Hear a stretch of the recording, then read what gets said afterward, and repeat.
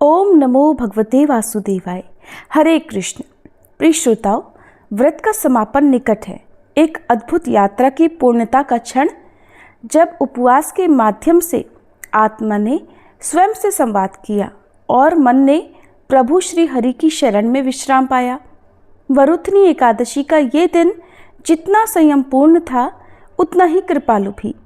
इस व्रत ने हमें सिर्फ भौतिक भोजन से नहीं, बल्कि आध्यात्मिक ऊर्जा से भी परिपूर्ण किया है। आज जब हम पारण करने वाले हैं, तो ये केवल शरीर को अन्न देने का समय नहीं, बल्कि भगवान को धन्यवाद देने का भी अवसर है कि उन्होंने हमें ये पुण्य कर्म करने का सौभाग्य प्रदान किया। द्वादशी तिथि के अंदर अंदर ही एकादशी व्रत का पारण यानी व्रत खोलना शास्त्र सम्मत माना जाता है। और पारण केवल भोजन करने की प्रक्रिया ही नहीं है, बल्कि ये संकल्प की पूर्णता का पर्व होता है। इसलिए पारण को पवित्र भक्ति भाव से नियम पूर्वक और भगवान श्री हरि के ध्यान के साथ ही करना चाहिए। जैसा कि आप सभी जानते हैं, इस बार 24 अप्रैल दिन गुरुवार को वरुथनी एकादशी का व्रत रखा गया है और द्वादशी तिथि की शुरुआत 24 अप्रैल गुरुवार को दोपहर 2:33 से हुई है, जिसकी समाप्ति 25 अप्रैल दिन शुक्रवार को सुबह 11:44 पर होगी। द्वादशी तिथि लगते ही हरिवासर का समय भी शुरू हो जाता है और हरिवासर के समय में व्रत नहीं खोला जाता। हरिवासर का समय 24 अप्रैल गुरुवार को रात 8 बजे तक समाप्त होगा। व्रत पारण के दिन यानी 25 अप्रैल दिन शुक्रवार को सूर्योदय होगा सुबह 6:01 पर, सूर्यास्त शाम 6:47 पर। ब्रह्म मुहूर्त का समय सुबह 4:24 से 5:12 तक रहेगा। प्रातःकाल पूजा का मुहूर्त सुबह 4:40 से 5:56 तक रहेगा। हालांकि आप व्रत पारण करने तक भी पूजा कर सकते हैं। इंद्र योग का शुभ संयोग बन रहा है, जो कि दोपहर 12:31 तक रहेगा। राहु काल सुबह 10:30 से दोपहर 12 बजे तक रहेगा। वरुथनी एकादशी का व्रत खोला जाएगा 25 अप्रैल दिन शुक्रवार को सुबह 6:01 से 8:23 के बीच में। ध्यान रखिएगा, यही वो निर्धारित मुहूर्त है जिसमें आपको व्रत का पारण करना है, यानी उपवास अपना खोल लेना है।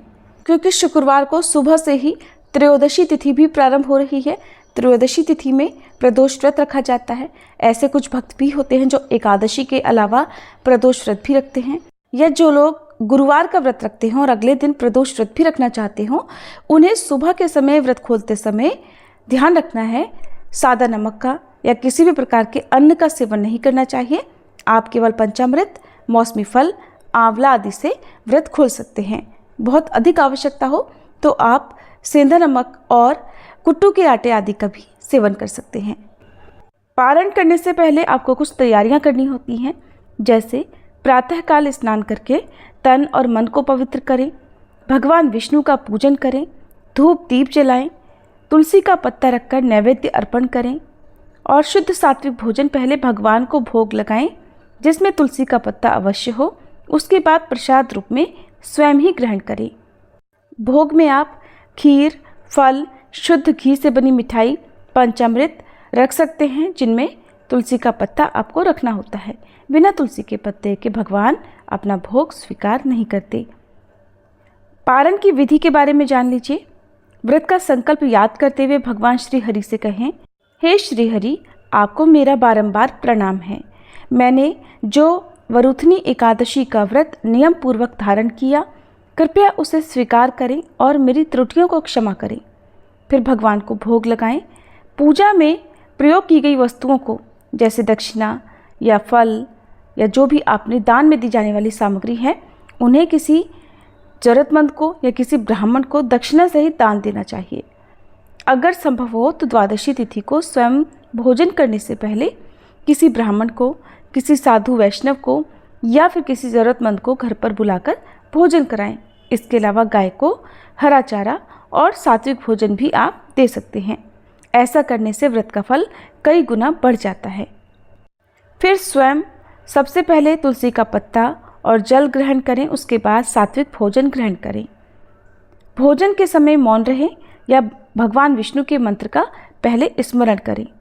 द्वादशी तिथि को पारण करने में बहुत ज़्यादा देर नहीं करनी चाहिए, क्योंकि इससे भी व्रत का पुण्य नष्ट हो सकता है। और पारण करते समय कड़वा, तामसिक भोजन, प्याज लहसुन युक्त या मांसाहार का भोजन करने से बिल्कुल बचना चाहिए। इस दिन भी विवाद, क्रोध, कड़वे वचन, आलस्य, निंदा, इन सब कामों से दूर रहना चाहिए। मान्यता है कि एकादशी के दिन तुलसी माता भी निर्जला उपवास रखती हैं, इसलिए एकादशी के दिन तुलसी जी में जल अर्पण नहीं किया जाता।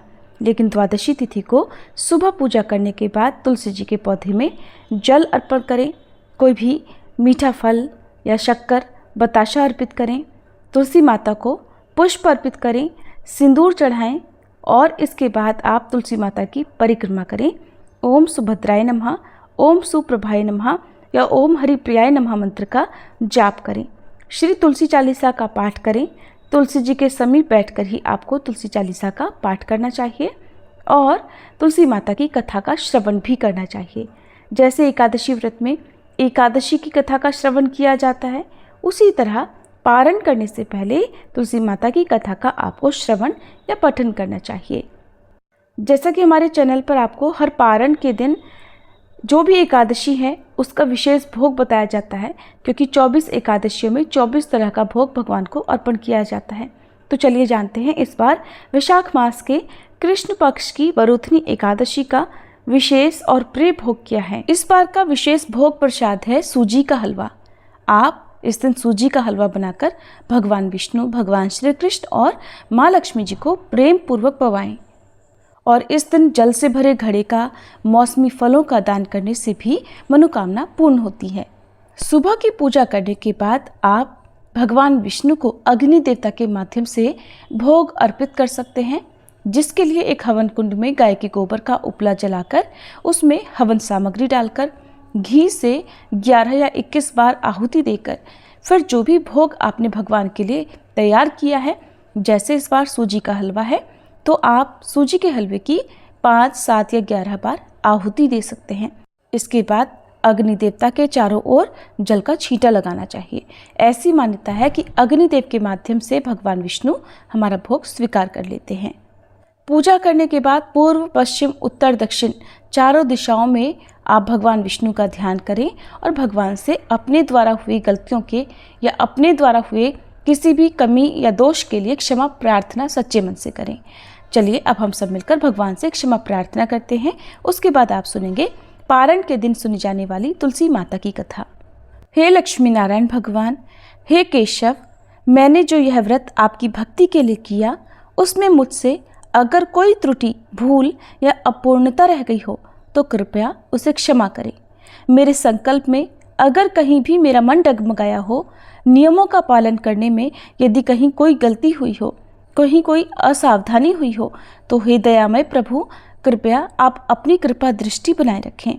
मैं अज्ञानी हूँ, अल्प बुद्धि हूँ, पर आपकी शरण में हूँ। आपके श्री चरणों में मेरी यही विनती है कि मेरे इस व्रत को स्वीकार करें और मुझे मेरे समस्त पापों से मुक्त करें।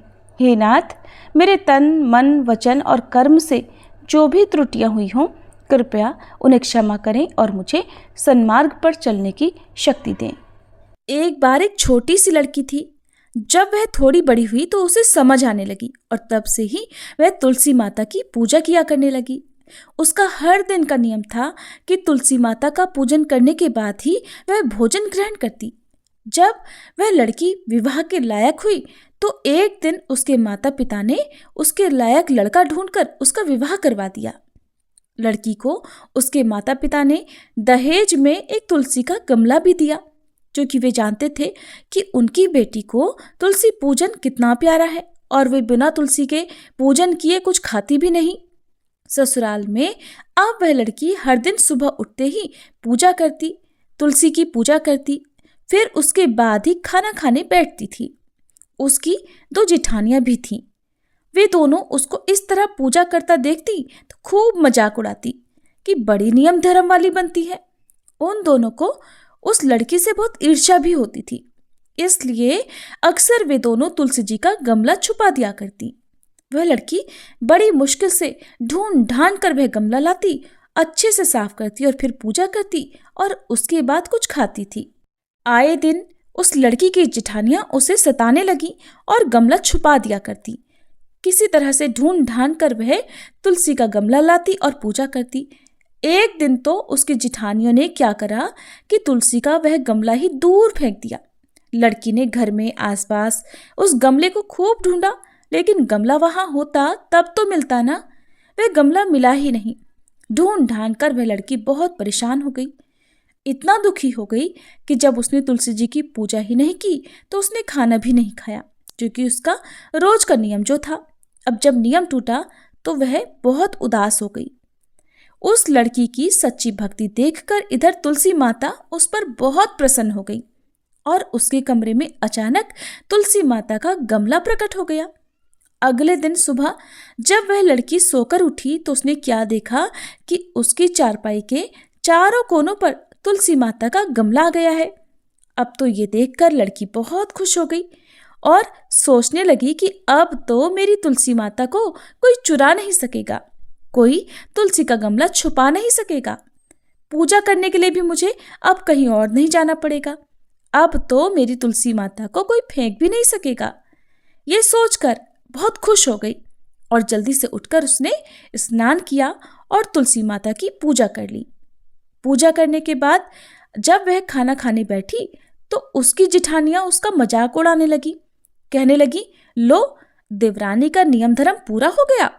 दरअसल उन्होंने ऐसा इसलिए कहा क्योंकि उन्होंने तो जानबूझकर तुलसी का गमला बहुत दूर फेंक दिया था और उन्हें ये लग रहा था कि देवरानी ने आज तुलसी की पूजा नहीं की और बिना पूजा किए ही खाना खाने बैठ गई। तब दोनों जेठानियां देवरानी को ताना देते हुए कहने लगी, हो गया तुम्हारा नियम धर्म पूरा, कर ली तुमने तुलसी की पूजा। तो देवरानी धीरे से बोलने लगी, हाँ मैंने पूजा कर ली। जेठानियां कहने लगी, अरे कहाँ से कर ली पूजा, गमला तो हमने फेंक दिया था। ऐसा कहकर जेठानियां हंसने लगी। तो देवरानी कहने लगी, देख लो मेरे कमरे में खाट पर तुलसी जी लगी हुई है। अंदर जाकर जेठानियों ने देखा तो बहुत शर्मिंदा हुई और बोली, देवरानी तुम्हारी भक्ति में बहुत सच्चाई है, हमने तुम्हें बहुत परेशान किया, हमें क्षमा कर दो। तब भोली भाली देवरानी ने अपनी जेठानियों को क्षमा कर दिया और तब से देवरानी और जेठानी मिलकर तुलसी जी की पूजा करने लगी और उनके घर में सुख समृद्धि के भंडार भर गए और उनके सभी दुख दूर हो गए। हे तुलसी माता, जैसी निर्मल बुद्धि आपने जेठानियों की और जैसे उन सब के घर में सुख समृद्धि के भंडार भरे, वैसे ही इस कथा को कहने और सुनने वाले सभी भक्तों के घर में भरना। प्रेम से बोलिए तुलसी माता की जय।